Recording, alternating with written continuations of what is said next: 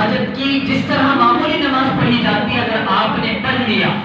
آپ کو پتا نہیں تھا کہ نماز پڑھنے کا طریقہ کیا ہے، پڑھ لیا تب بھی آپ کی وہ نماز صلاۃ الحاجت کی نماز کو پڑھو، کیونکہ وہ پروردگار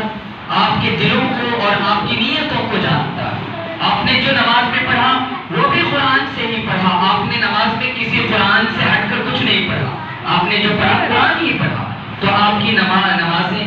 پہلے تو نفل نمازیں ہیں جن میں اگر ایک حد تک کوتاہی ہو جاتی ہے تو چھوٹ ہوتی ہے، تو نفل نمازیں جب بھی پڑھیں تو سب سے پہلے یہ اپنے ذہن میں رکھیں کہ آپ کی فرض نمازیں مکمل ہونی چاہیے۔ اگر فرض نمازیں آپ کی بہت سی چھوٹی ہوئی ہیں، آپ نے نماز کی پابندی کے نام پر آپ نے کچھ نمازیں ہی پڑھی نہیں ہیں، تو آج کی رات خدا را میں آپ سے کہتا ہوں کہ نفل نمازیں پڑھنے کی بجائے 2 رکعت یا 4 رکعت قضائے عمرے کی نیت کر کے وہ بقیہ نمازیں پڑھیں،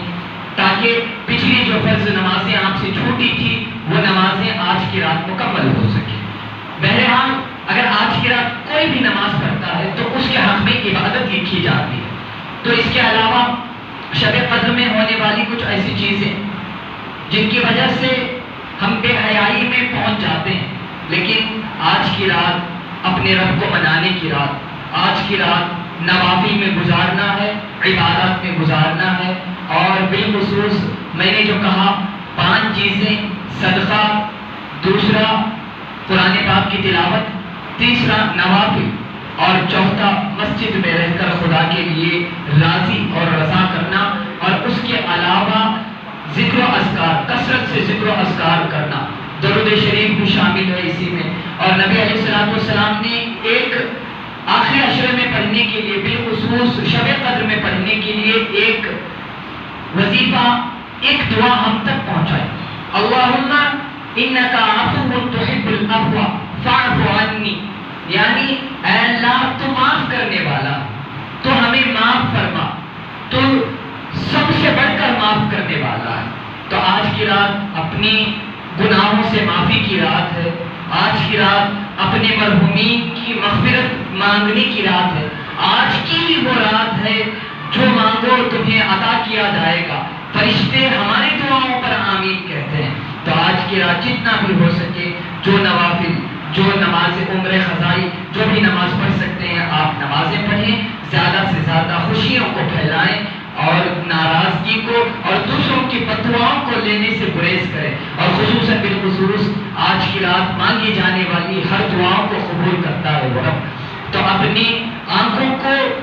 جو سخت ہو گئی ہیں، جن آنکھوں سے آنسو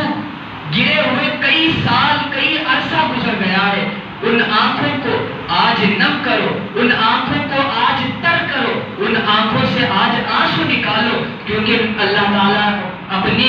بندے کے اس دعاؤں کو قبول فرماتا ہے کہ جو دعاؤں کرتے وقت نہ اس کے دل میں پشیمانی ہوتی ہے، جس کے دل میں اگر شرمندگی ہوتی ہے کہ میں نے بہت گناہ کیے، میں نے اپنی رب کی تمام نعمتوں کو جھٹلایا، انکار کیا، ساری چیزیں، ساری حدوں کو پار کر دیا، یہ سوچ کر اگر تم دعائیں مانگ رہے ہو آج کی رات، ضرور بس ضرور تمہارے آنکھوں سے آنسو گرنے ہی ضروری ہیں۔ سرکار صلی اللہ تعالیٰ علیہ وسلم نے فرمایا کہ جب بھی دعا مانگی جائے، دعا مانگتے وقت ایک چیز کو ہمیشہ تم پابندی سے اختیار کرو، اگر تمہیں رونا ضروری ہے، اگر دعا جب کی جائے، اگر تمہارے آنکھوں سے آنسو نہیں آتے تو تم اپنے چہرے کو بگاڑ کر رونے کا انداز بناؤ، اور رونے کا انداز بنا کر دعا مانگو، تمہاری دعا کو وہ رب ضرور سنتا ہے، عنقریب وہ تمہاری دعا کو قبول کرے۔ تو اللہ تبارک و تعالیٰ آج کی اس رات کے صدقے توسل سے ہم لوگوں کو کثرت سے عبادت کرنے کی توفیق عطا فرمائے۔ وآخر دعوانا الحمد للہ رب العالمین۔